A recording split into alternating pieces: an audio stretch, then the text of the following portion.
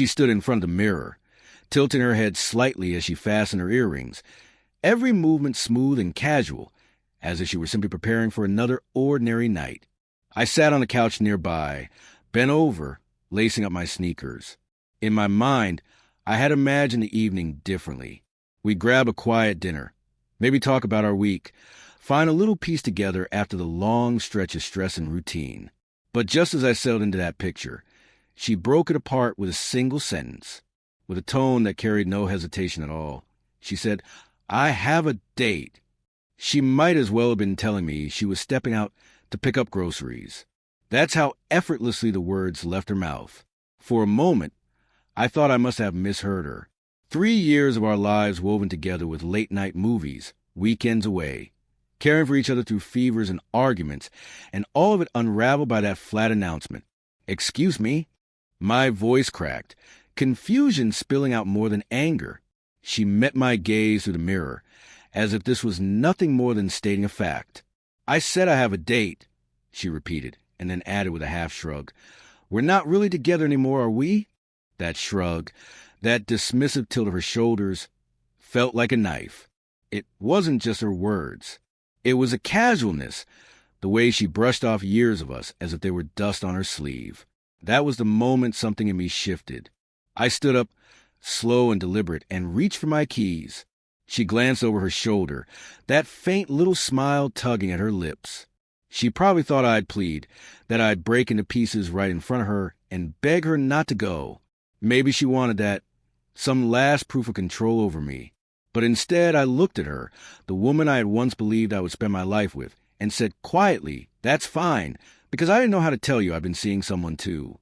I watched the color drain from her face, her smile collapsing instantly. Her eyebrows shot up, her lips parted, but no words came out right away. For the first time in weeks, she wasn't armed with her clever comebacks. I saw it, the flicker of panic in her chest, the tight way she clutched her purse. "You're lying," she managed, but her voice trembled, missing its usual sharp edge. I shook my head. "I don't need to lie. I met someone. Someone who actually listens. Someone who doesn't scroll through her phone when I talk." I hadn't crossed the line before, but now I let the words hang in the air before finishing. "I just didn't want to hurt you. I guess you didn't have the same concern." With that, I pulled the door open. I lingered for a heartbeat, giving her the chance to say something, anything. But she didn't. She just stood there, lips slightly open, as though she'd forgotten how to speak. For the first time, I could tell she wasn't as ready to move on as she had convinced herself she was.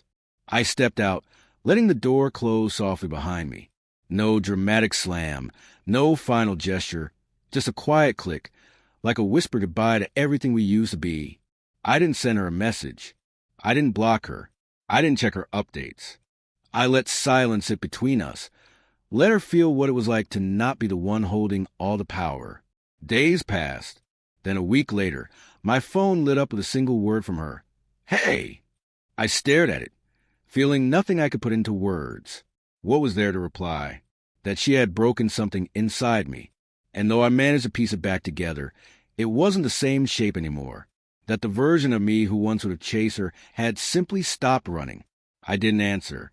I let the message fade into the background, like an echo of a voice I no longer needed to hear. Life went on. I started seeing the other woman carefully, slowly, without rushing into anything. She wasn't a whirlwind or storm. She was steady, thoughtful, the kind of person who paid attention, without making everything about herself. Nothing extravagant, just honesty, which felt like the rarest gift. The more time I spent with her, the more I wondered why I had endured so long in a relationship where I always felt like I was balancing on eggshells. Sometimes late at night, I think back to that moment, the way she said it, like it was nothing, unaware that it would be the moment everything shifted for good. I wonder if she ever regretted it. If she even went on that date after all. Maybe she did. Maybe it was a disaster. Or maybe she sat there alone, replaying my words in her head, realizing she wasn't the only one capable of walking away with dignity.